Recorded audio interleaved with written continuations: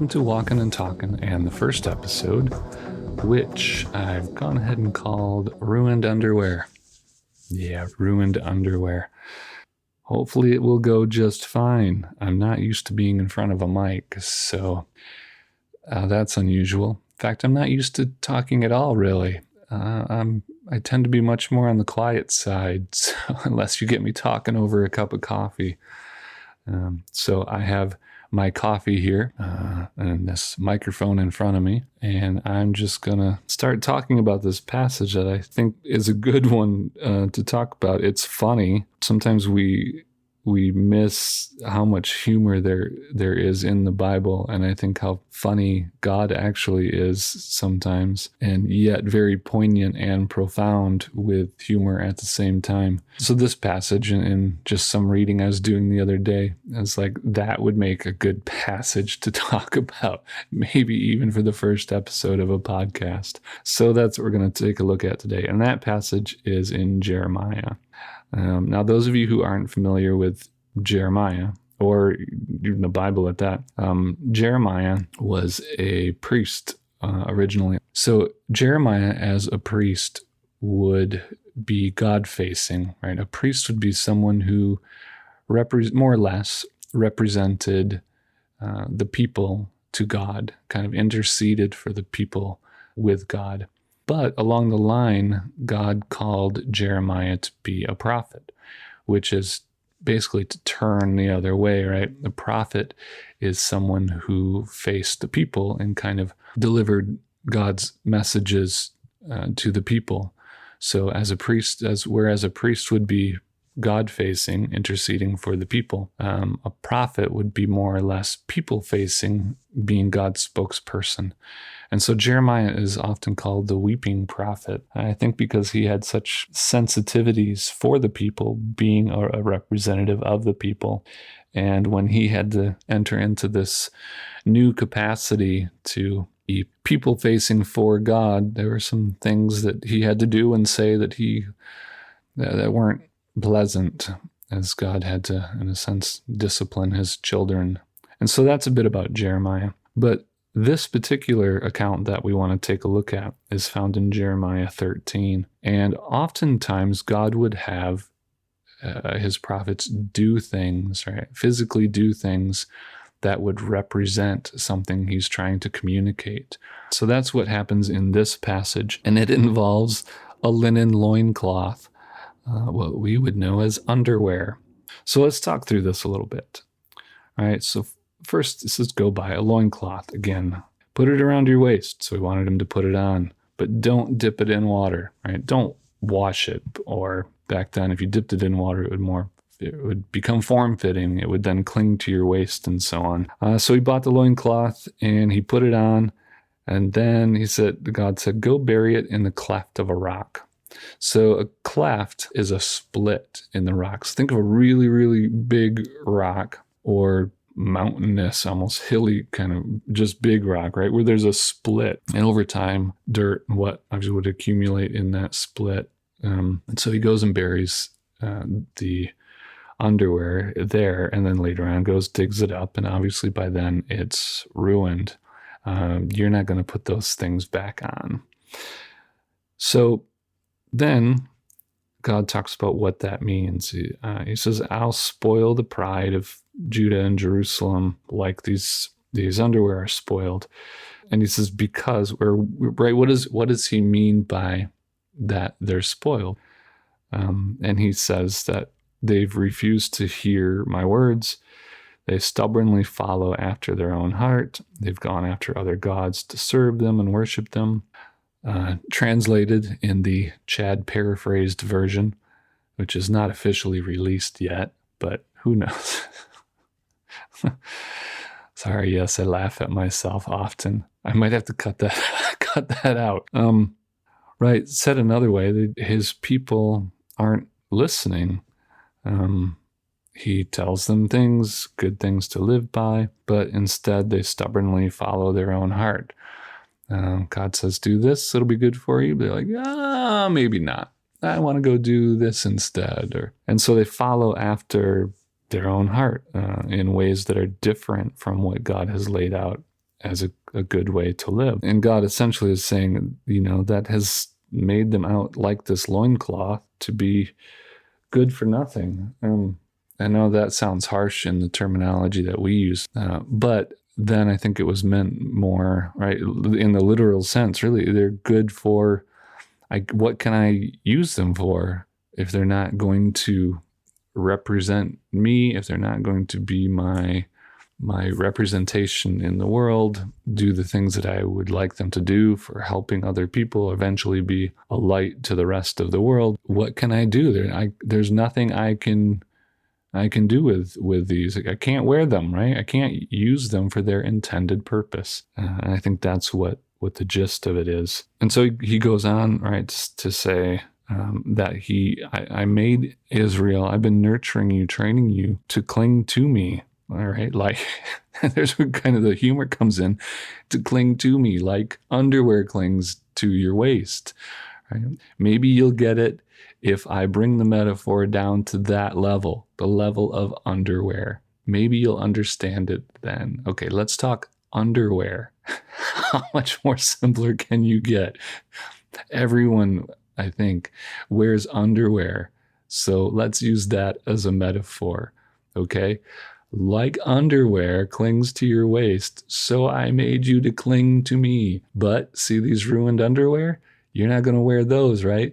If you don't cling to me, like if underwear don't cling, you're not going to wear those underwear because they're not going to stay up. They're not going to serve their intended purpose or work the way they were intended to work. So that's just brilliant. I mean, God uses underwear as an example.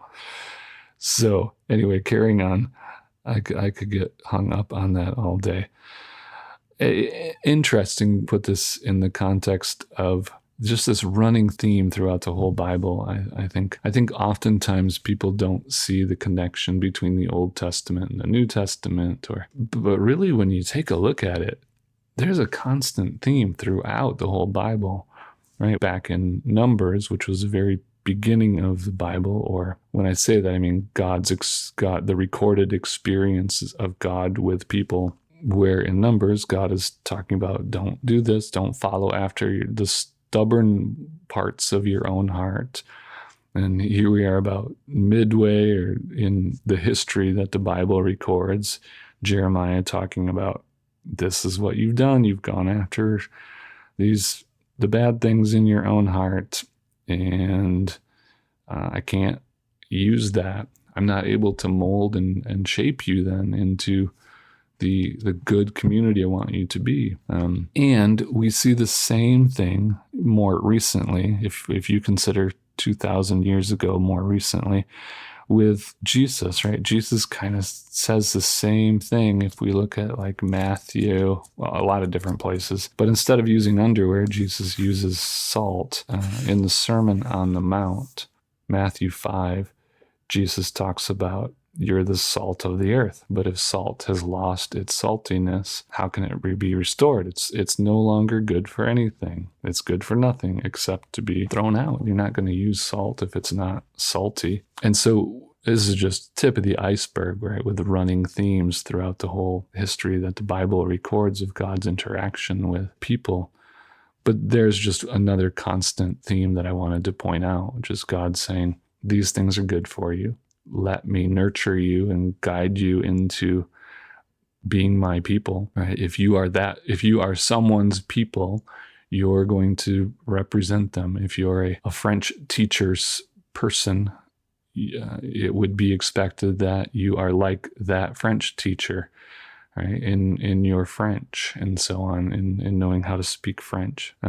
And it's much the same with God. If you are supposedly, right, that's the point. If you are like God or God's people, then you would be like God. But here again, we have people not being like God as God tries to nurture them into his people. Back to Jeremiah 13. And then God goes on to say, why? Right? I made them cling to me that they might be for me a people, a name, a praise, and a glory. A people, a name, a praise, and a glory. And that struck out to me, these four things. And I guess without going into it too much and taking up more time, I think I think how we can understand that God saying, I made you to be for me a people. So one, a community, a people that, these are my people that I'm nurturing and growing. And I would like to point out here too, that this also usually included any foreigners, right? Foreigners were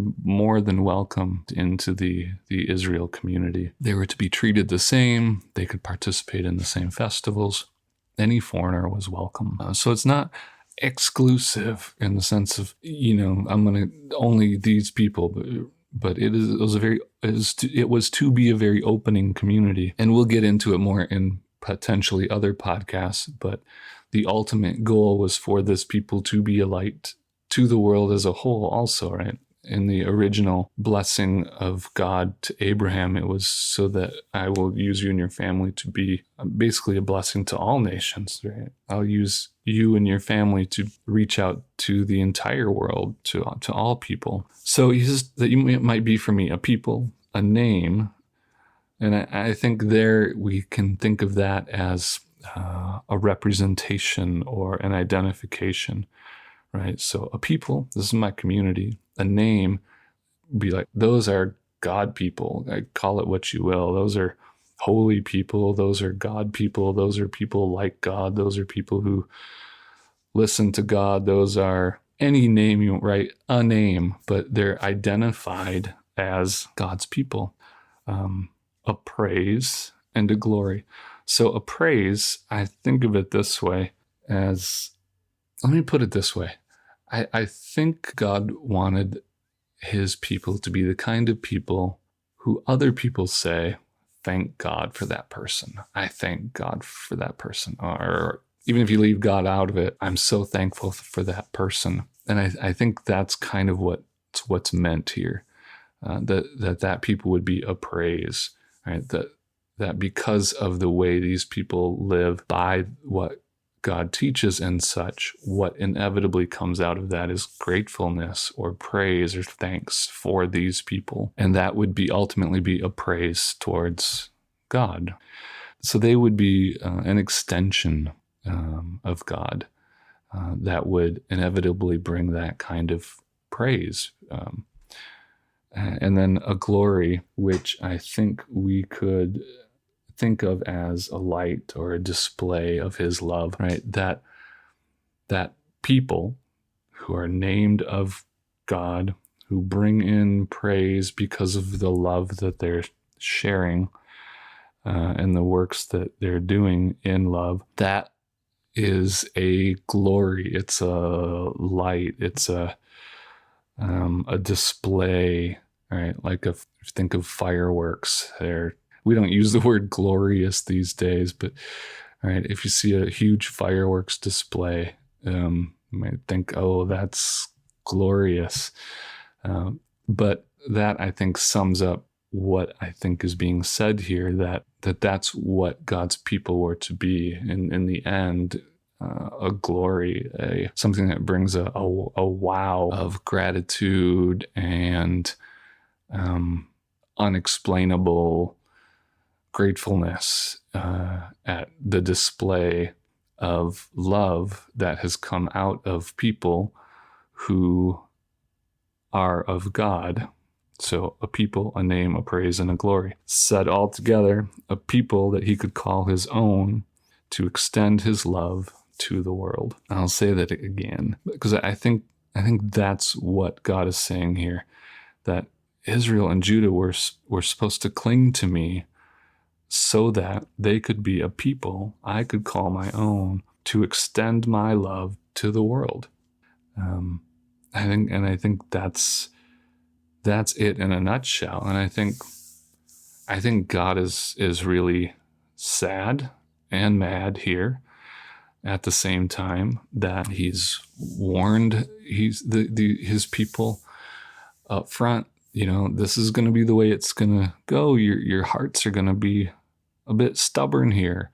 So don't follow that. Listen carefully to what I say, and follow hard, follow diligently after me, seek after me. And then we can work through those stubborn things in our lives to live well. And in the end, we'll end up being a display of my love to the rest of the world as well, so that others can come to share in that love and in my love as well, and come to know me for who I really am, and not these misunderstandings of me that are so propagated. But instead, Israel has gone off, and as the last line says, but they would not listen. And I think that's where we find ourselves often too, and certainly Christianity as a whole does as well.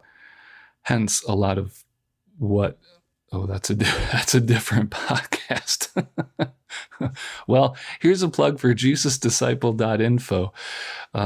So where I'm also podcasting, or hope to be soon, but that focuses on being a disciple of Christ. All right, we're more so these days. I think Christianity is consumed with making disciples, and then the whole becoming a disciple gets left behind.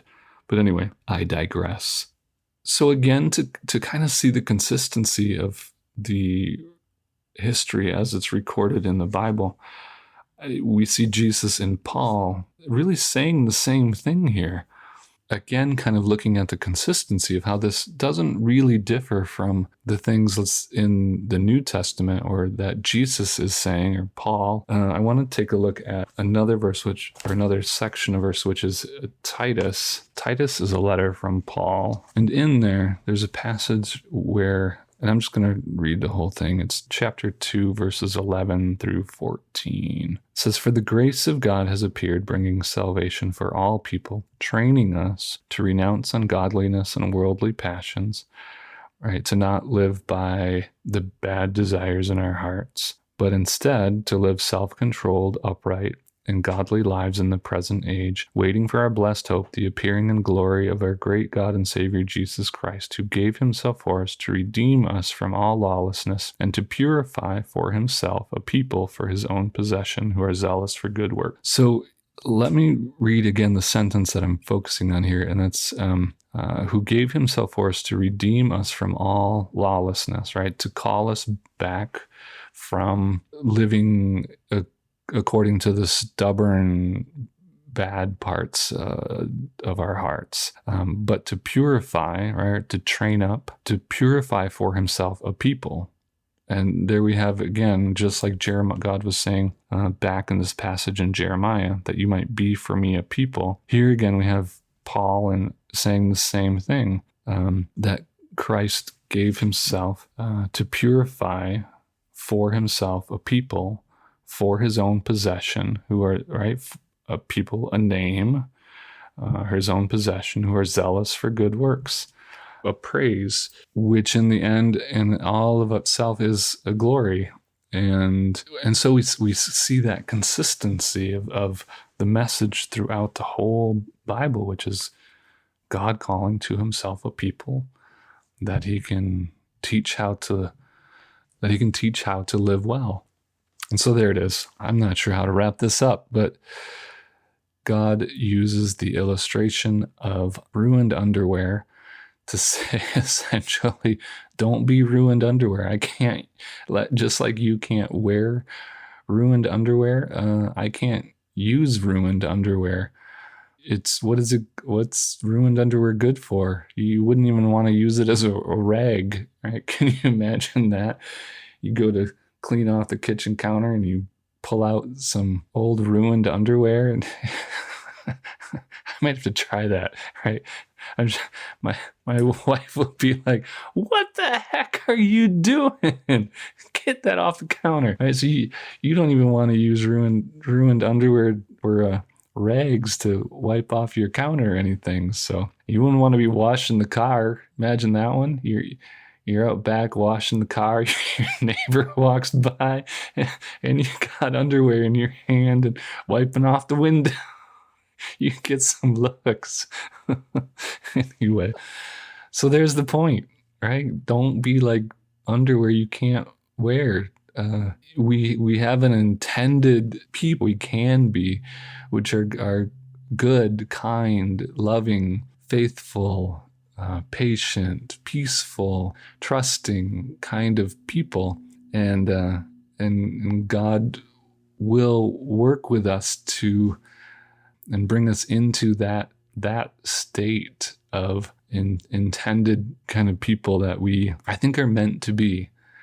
But he says you got to work with me on that, right? And we need to listen to God and seek after what it is he's teaching or what it is he's saying, what is he doing, and that's a listening and a seeking after him. And maybe it's, for some it's seeking after first, is he real? Is he good?